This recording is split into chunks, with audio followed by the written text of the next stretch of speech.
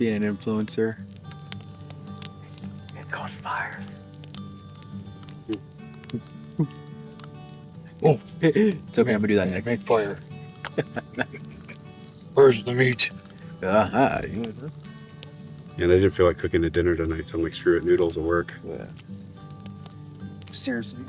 Yeah. It's a heart failure. Hell yeah. You know, someone who like Hell yeah, you said like they religiously eats them. Yeah, like every day damn near. Yeah, that's why you can't live off of MREs or Yeah. like peak refills and shit. Even though peak refill have like low sodium, it's still a lot of sodium. Yeah, well, I mean, it's meant for those backpacking runs when you're Yeah, out because there you're just- sweating constantly and you need the salt. It's also, they're also designed, well, MREs anyways, I don't know about peak, but MREs are designed specifically to clog you up a little bit. Yeah. So that way when you're out in the field, you don't have to shit as much. That sucks. Yeah. Dude, when you're out in the field for a week and that's all you have, like, Yeah. dude, when you come out of the field and you gotta start eating real food, dude, it's like Oh, I bet it's giving like birth to a shock- child. Yeah, well, not only that, but a shock to the system probably. Have you ever had a Cheers, boy. Cheers. Again, because we didn't turn the shotgun mic on. Ah, Oh well. It'll be good for the second time. things we do for video. Yeah. Scene 2, take 53. Yeah. Game on. So what we'll do is we'll wake up with a butt crack, try to get out before like complete sunrise, and then like we'll head over, we'll get some drone shots with the sun coming up and us driving out. And it's cool because it's like, I don't know if you saw, but the hills like slant, and you kind of drive on them and then they drop down and you drop into these canyons, and there's like, the trees aren't very big, it's all juniper. Okay. So, you know, they're only, I mean, 20 feet tall at the most usually. But in that whole range, this used to be a like huge camp. I mean, hundreds of years ago for Native Americans. So all the way out through there, this was like a big hunting ground for elk and antelope, mule deer. So there, it's just littered with arrowheads and places where you can see where they sat and like chipped them. Oh, that's like cool. There's all sorts of stuff. So we'll be able to go out there and like see some artifacts. And then after that, we'll drop down and there's this, I think it's called Horse Butte or something like that. I always forget the name of it. But there's like a little crawl section there. And, you know, we'll be able to film that and kind of get up into there. And then you can see some of like the deer camps up there. They're really cool, like stuff built into the trees and a bunch of stuff like that. And we may drop down on the other side, but I think just for, you know, we got to get into Bend. We got to get his hitch thing, see if that tow hook will work for you. For my buddy Paul. And I have to stop by Thuren, and you guys can get a little bit of a tour of Thuren. You haven't been to Thuren yet, have you? I know. Okay, so we're going to go Thuren and check that out. I got to get a part. And I'm trying to think of what else. Oh, and then we'll get groceries. Groceries and some last minute stuff. I think I might need one more butane. We may not, but I have like a, you know, our next place, the bugs are probably going to be pretty bad. So I've got some little bug things that work off of butane. Okay. And other than that, we're going to go to a place called Starkey tomorrow, where it's the other place I used to elk hunt. It's actually way better elk hunting than here. But it's probably about 5 hours away from Bend. Maybe 6 at the most. But we're going to go through like some really beautiful country. So up in the Blue Mountains, where I think we'll go, it's called Johnson Rock. And not the Rock Johnson. If you smell what I'm cooking. That's Dwayne Johnson. So this road like winds up on this huge mountain, and there's a fire tower lookout. And I believe you can camp at the bottom of it if you want. If not, we'll drop back down. I know of some really cool camping spots. There's elk everywhere. It's a place where we'll have to secure our food. There's a lot of bear. Okay. Here, I mean, there's bear here. I've never seen one, to be honest. I've never even seen tracks or much scat from it here. I have seen a lot of mountain lion tracks here. Oh, damn. But I've never seen one. Not here. I've seen them miles away. But so up there, yeah, we'll have that. It's absolutely beautiful. We should see a bunch of cool shit there.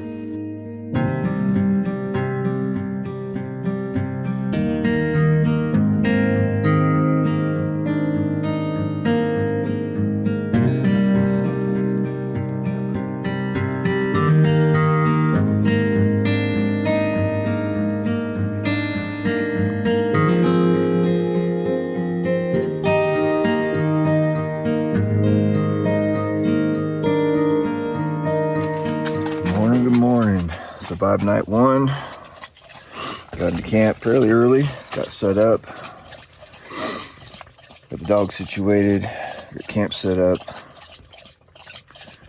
Hung around, got a fire going for a while, figured out a game plan for today. So we were up this morning, bright and early, getting ready to pack up camp a little bit, get some coffee in us, and then we're gonna head back down the road a little ways from where we came in at. There's a spot where we're gonna try to get some golden hour shots and whatnot. So yeah, this area was pretty cool where Jeff brought us to. So it's one of his favorite places to be. Brought up by his childhood hunting, growing up. Pretty cool area. Check out this fire pit area, it's really cool.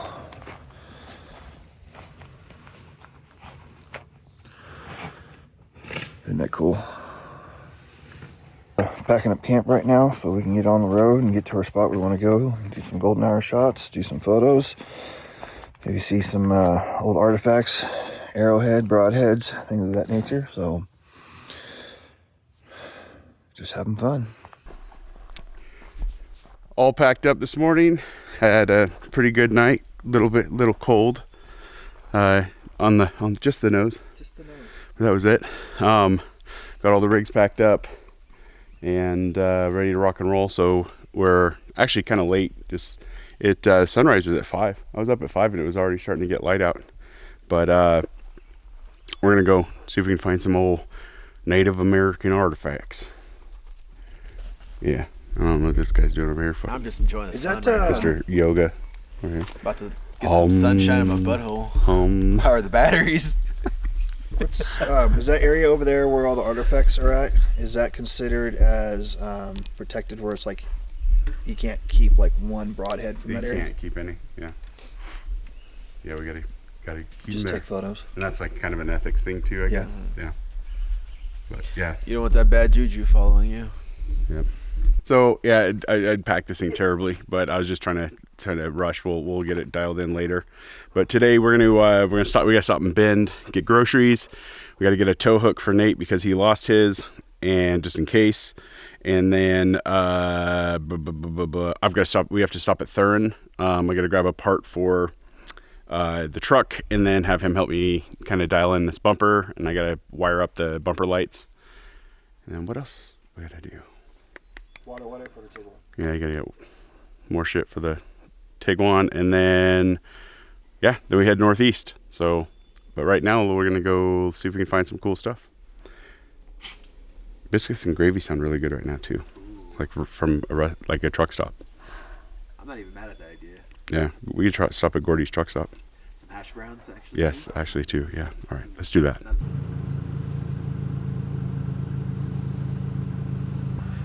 Hello there. Oh shit. I got it. Always do your safety checks and your walk around before you leave, because yeah. Ready, Layla? Let's go.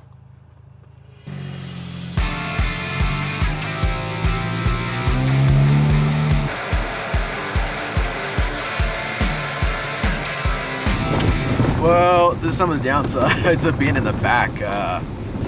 Can't see nothing at times, so you gotta take it a little slow. Because you don't know what's out there. Might hit a cow, might hit a person, might hit someone oncoming, but I would hope they let me know. So, just tying up a few 1-bolt actually on my suspension kit that I got from Evo. I guess we didn't do a good enough job with it when we installed it with one specific bolt, which was a little loose, kind of coming in and out. It was still secure, but probably jumping up and down on the trail a few miles later, it would have fallen out and it would have been bad. So it was a bolt for the control arms. So when we get into town later, I'm just gonna stop by the store, buy the tool I need, and just get it dialed in. But right now we're squared away. Shouldn't have any issues, but I think I might want to change that bolt because I tried tightening it all the way in and it seems like it was stripping. Yeah, so that's why we do. I'm gonna air down a tidy pick because I'm still at the Les Schwab fucking. That's why we do our rig checks.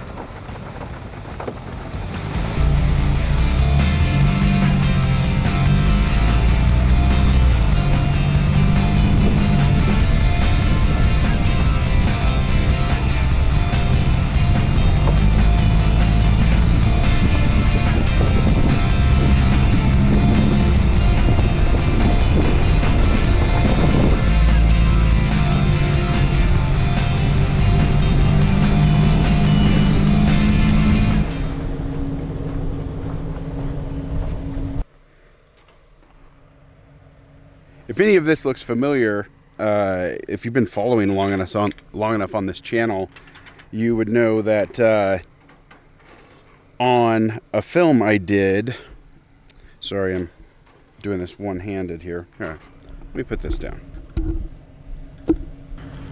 So if you followed us long enough, and you've watched some of our older stuff, especially like back when we still did hunting, this place might look familiar to you.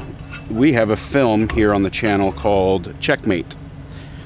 And unfortunately, it was the last hunt that I got to do with my uncle. I did say back then on the channel, and he kind of got a little mad at me because I said, you know, I don't have many hunts left with him. And had I known that would have been my last hunt with him before he passed 2 years ago, I think I would have, obviously, you know, they say hindsight is 20/20, but I would have probably really took it in a little bit more, or tried to get another hunt after that. And life got in the way. I had another kid, and then he came down with pulmonary fibrosis, which ultimately led to his death. And this is one of our spots. And we used to come out here and look for arrowheads and all sorts of fun stuff. And hold on a sec.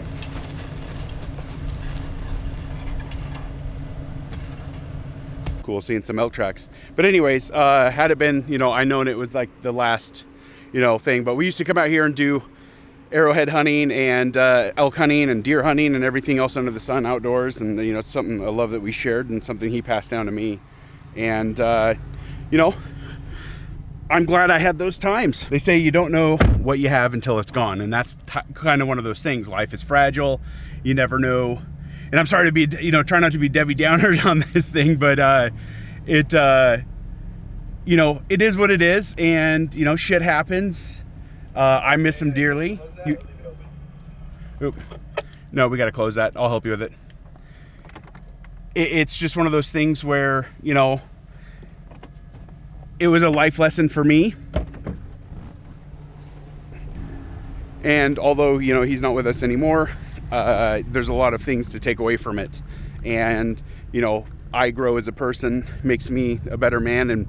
And you know, it takes tragedies like that sometimes to really appreciate what you have in life. And I am more grateful for that. And I'm grateful for the time that we got to spend. So, unfortunately, it was 20 years, I think, too short. But, you know, now we get to go out and do cool shit like this. And, you know, you have always build on top of those memories. Yep, and then you take this one. Ooh, oh, sorry about that. Nut check. Whoa. So you do that and then pull that around. No, the bottom piece of the pipe right there. Yeah. No, take the pipe. Here, go in. Oh. Like that. There you go. Rednecks. And that's pretty much all you need. We'll probably be coming back through anyway. So. Okay. Are these all cow tracks? Huh? These are moo cows. Yeah. But back there was elk cows. Nice. Yeah. Cool.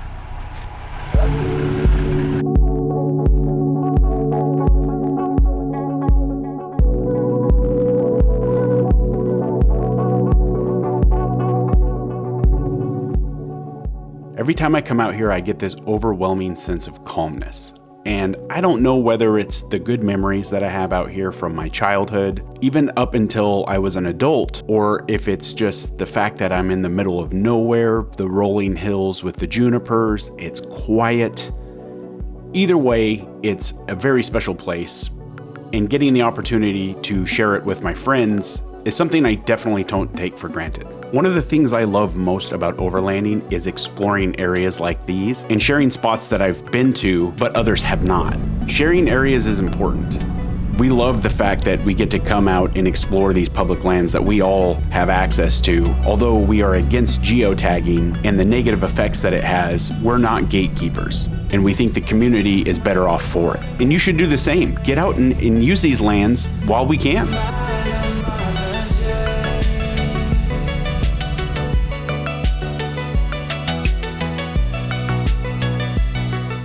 There's walking on this trip. Yeah. Oh, we're over.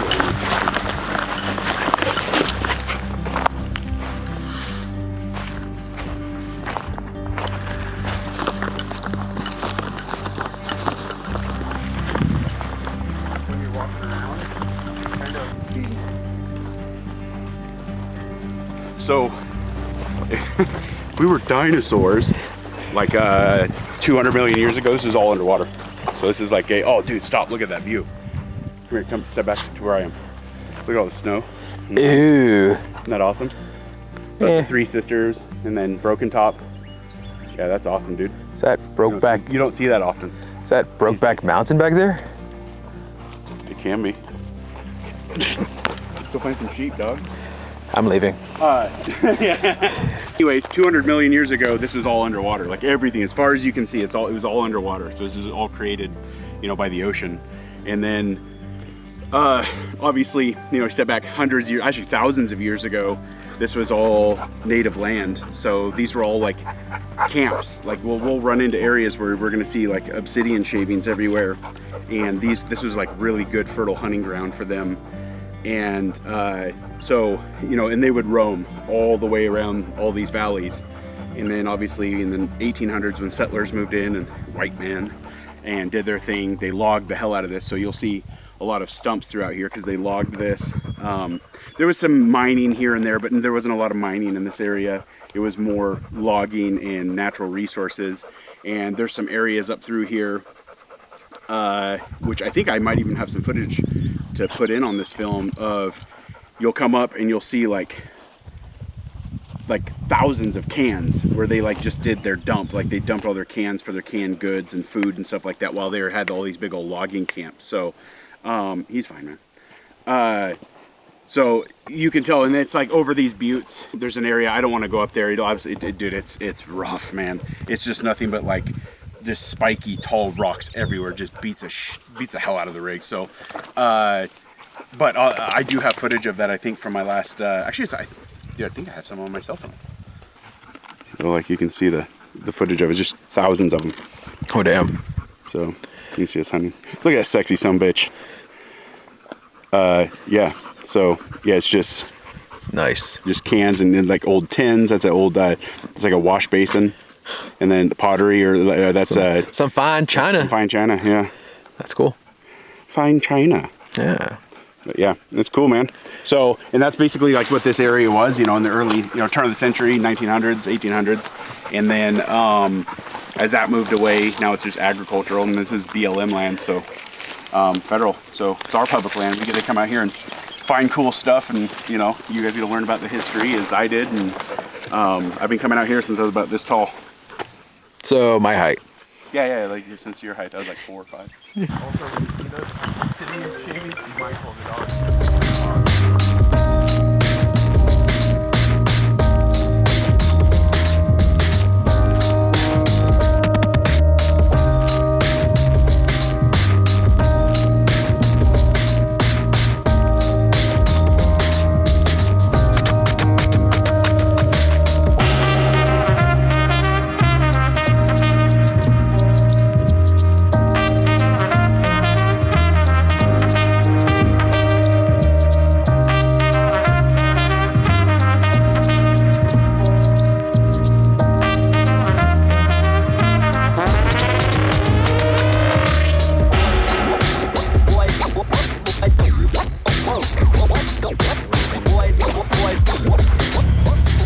We only found one. It wasn't like a exact arrowhead, like fine defined, like well defined, but it was a start of one.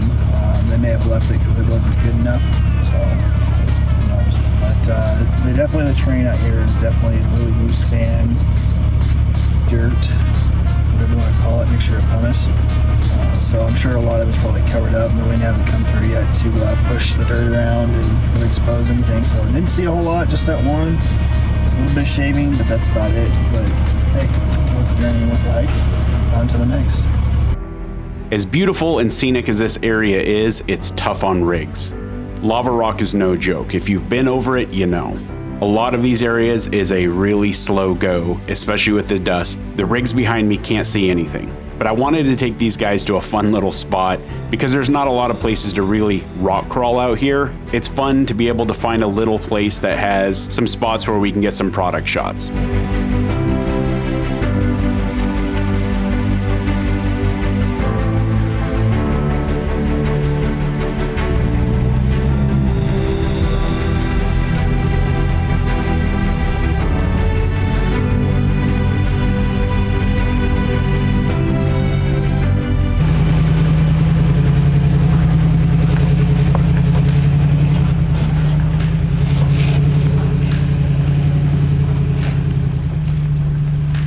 I know what you're thinking, this isn't that hard. In all reality, it isn't hard. It's just tight, and the camera doesn't show how really steep this thing is. It's technical, but only because of the lava rock, and it's just fun. There's a few little climbs here and there throughout this area, but it gives us the opportunity to just get a couple shots that we need for our partners and some clients that hired us to go on this trip.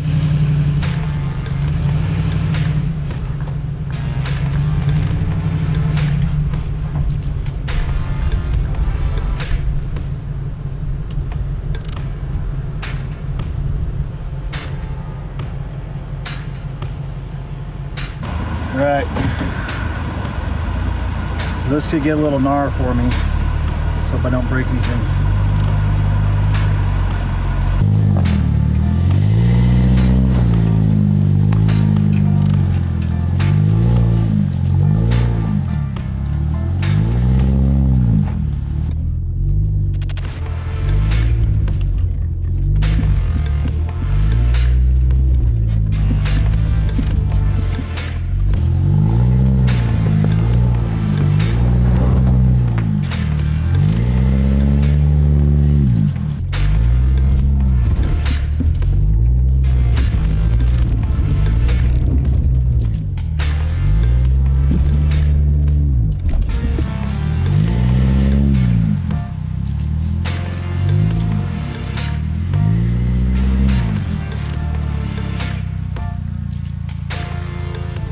Well, that wasn't too bad. It wasn't as bad as it looked. Unfortunately, as I was recording, me trying to navigate through it on the inside of the cab, my freaking alarm went off on my lunch break at work, and it killed the whole video. So, whatever. We're going to turn around at some point. We're going to come back down to the video.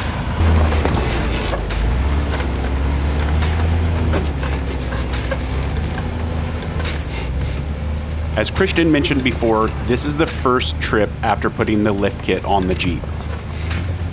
Bilstein sent us some shocks and asked us some questions about it, wanted to know how it does. And after hitting this up, it's a perfect mix with the Evo lift. These 2.5 shocks are awesome.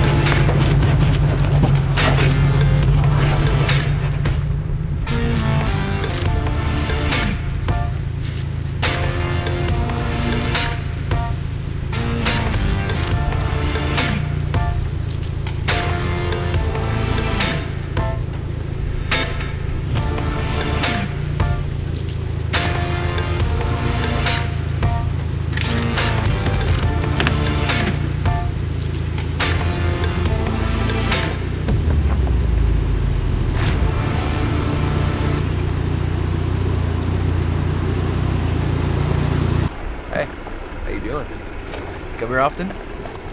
I do, actually. Oh, yeah? I've been here a lot of times. Oh. Piece of cake. This is a fun little trail. It's cool, yeah. Get it to flex out for the first time. Yeah, no, it did really good. It's such a difference. Compared to stock and like on 37s, it's smooth as butter. Especially the Bilsteins, I'm just like, woo! Ain't that right, Layla? She's like, yeah, whatever, bro. Tired. Oh, yeah. Yeah, this is a fun little trail. This is the 6th rig I think I've done it on, maybe more. Yeah. Even Steve's gone up this in his T100. Nice. Yeah. I mean, Nate just knocked it out too. So. Yeah, it's fun. You should have heard him rubbing. So we're gonna head out of here. It's absolute turd light because it's like almost 11. We're kind of behind schedule here, but it was a bust on arrowheads. Kind of. We found a bunch of shavings, and a couple camps, but that was about it. So, which is kind of a bummer, but you know, this area changes every year drastically from, you know, whether it's snow or, you know, anything else. So it makes it harder and harder to find. And then some years are better. And usually later in the year, like September-ish, October, the winds have already come through in summer and moved a bunch of stuff out of the way where the snow had packed it down. So it makes it easier. But now we're headed to Bend to get all our stuff done.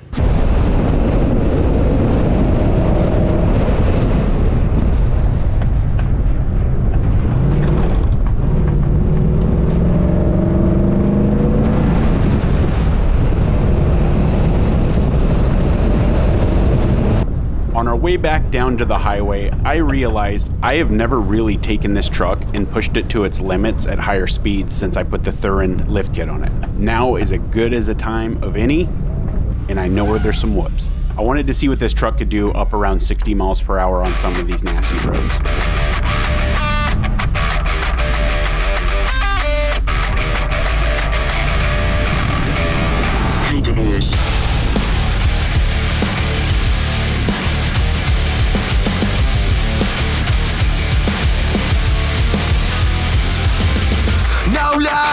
No feelings, I'll choke on the air I'm breathing. I'm done, I'm healing, ain't nobody stopping the bleeding. Death with demons on both sides, can't think no angel left inside.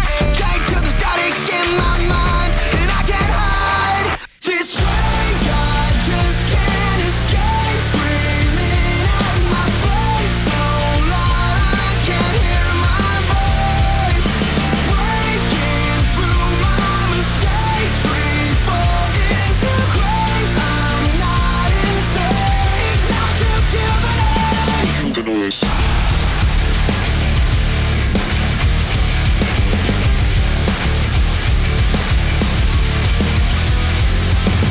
My scars keep screaming, I live through the pain for a reason. My God, my anger, it drives me down like an anchor. I'm deaf with demons on both sides, can't think no angel left inside.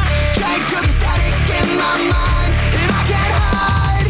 This rage I just can't escape, screaming at my face so loud I can't hear my voice. Breaking through my mistakes, free fall into grace. I'm not insane, it's time to kill the noise.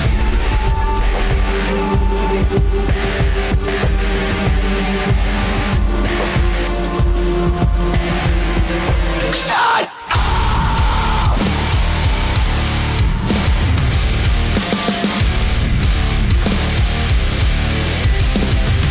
Shut up!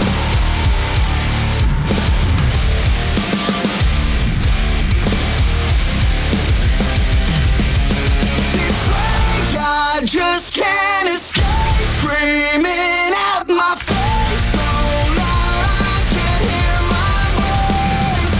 Breaking through my mistakes, free fall into grace. I'm not insane, it's time to kill the noise. Breaking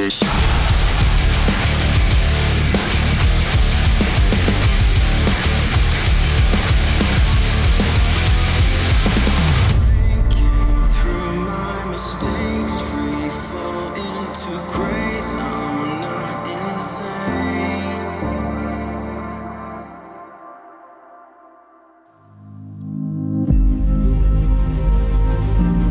This trip's gonna be a long one. It's 6 days, over 2,100 miles in 3 states. We have a lot in store, so hang tight.